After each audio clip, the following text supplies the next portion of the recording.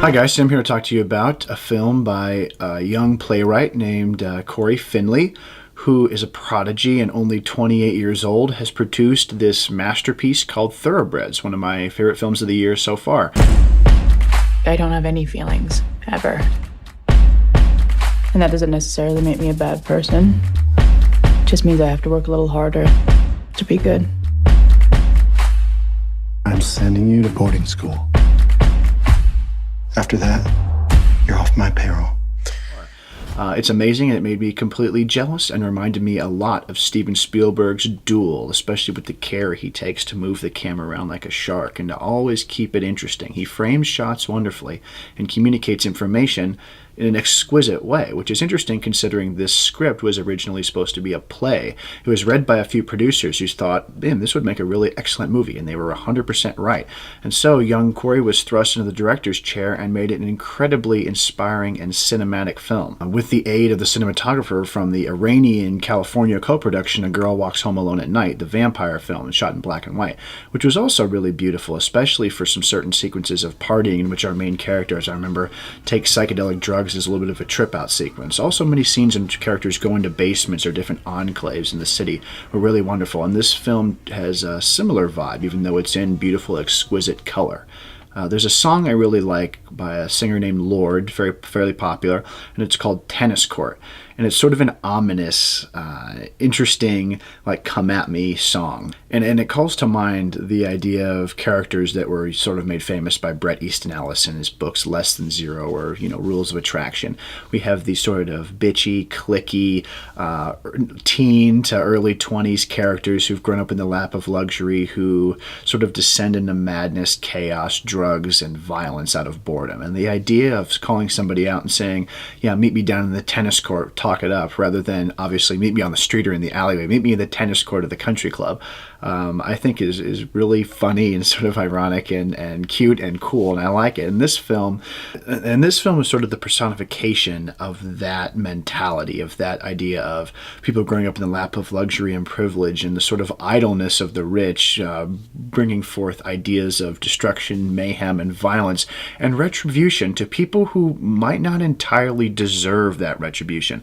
So obviously the film's title is a little bit of a play on words. At once it does concern a horse and the murder of a horse, but also these two young girls who are literally thoroughbreds of the society, bred to be the striking masters of the universe, as Tom Wolfe would say in Bonfire of the Vanities. They are the cream of the crop, beautiful, perfect girls, but they are capable of great destruction, which is why the film also reminded me a little bit of Neon Demon. Now, surprisingly, as detached and bleak the film is, it does not reach the bleakness or surreality of something like the Neon Demon, but it does find its own little niche, and it does feel a lot like a James M. Cain story at certain times, like Double Indemnity or The Postman Always Rings Twice, in which two characters plot to murder somebody else. And there's a lot of suspense, and a lot can go wrong, and there's a lot of navigation of the underworld too, which is played for humorous effect, but still reminds me of my favorite Private Eye stories. The film stars two new up-and-coming actresses, Anna Taylor-Joy, who is playing a sort of a perfect sorority collegiate girl who took into her house and decides to tutor the character played by Olivia Cooke, who we've seen earlier this year in Spielberg's Ready Player One. Olivia Cooke is a standout, brilliant, exciting talent. I don't know, you just never really tell me anything about your life. That's not true. But that doesn't stop you from asking me to kill someone for you. That's not what I'm asking. You do realize that I am the very worst person to do this. I'm awaiting trial for animal cruelty. If anything violent happens anywhere near me, I'm the first person they will come after. Okay, I get that. If we were going to do this, we would both need to be far away with airtight alibis.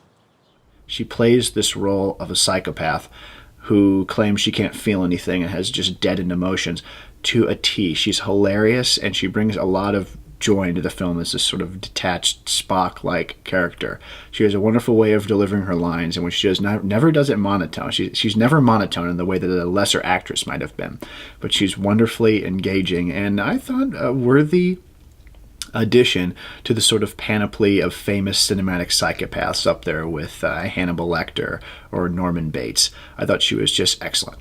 The movie is also the last appearance of Anton Yelchin, who plays the sort of exploited lower-class worker who, at times, I thought the movie was making a comment about, but then the script continues to make him into such a fool and idiot that you can't sort of feel sorry for him in any sort of like Marxian, capitalist oppressor, lower-class oppressed way. He seems to be just a dullard and a fool, despite trying to be as charming as he possibly can. He sort of considers himself a little bit of like a suburban Han Solo, but when we discover that he works washing dishes at an old folks home and is, fairly incompetent despite the size of his gun, we sort of lose any sort of respect for him, even though I felt a little pang for him at the end. Paul Sparks here plays a sort of oppressive stepfather to Lily, who is not so much an evil stepfather, but he is annoying enough with his continual dependence on dieting and working out and going biking and his sort of way he talks down and is condescending to Lily's mother that we don't like him.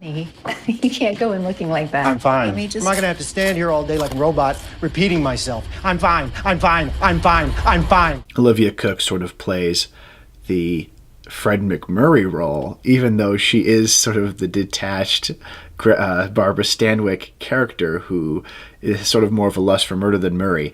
And we do find out through the course of the film that Lily actually has a little bit more lust for blood than we might have been originally led to believe, and she's not as stupid as maybe Olivia Cooke thinks she is, and that's a real joy. The movie is shot at the cinematography is just excellent. I had a blast watching the camera sort of evolve and wiggle through the house, and I loved the use of lenses with the sort of bokeh, and there's a little bit of a rack focus sometimes between the characters as they speak, especially in a scene where they're down in the wine cellar contemplating the practicality of murder. The movie is wonderful. It does seem like a play sometimes, but it's never boring. The dialogue is excellent, and the character motivations are really wonderful. The movie keeps you guessing. It's really exciting. I loved it. The movie is sort of a dark, dismal treat with a sense of humor about itself, which you can glean from the inclusion of like incredible dubstep techno music from A Tribe Called Red played towards the end. But it never wavers in terms of hitting its tone exactly right. I really credit the director for having that vision and making the film stay so consistently. It's got a consistent, wonderful vision. I'd love Thoroughbreds. Rush out and see it. It's a lot of fun. It'll make you gasp. It might make you shiver and maybe want to go home and take a shower. But it's a wonderful murder mystery in the style of Bret Easton Ellis and Alfred Hitchcock. There are a few moments of great suspense that I wouldn't want to spoil for you. Check it out.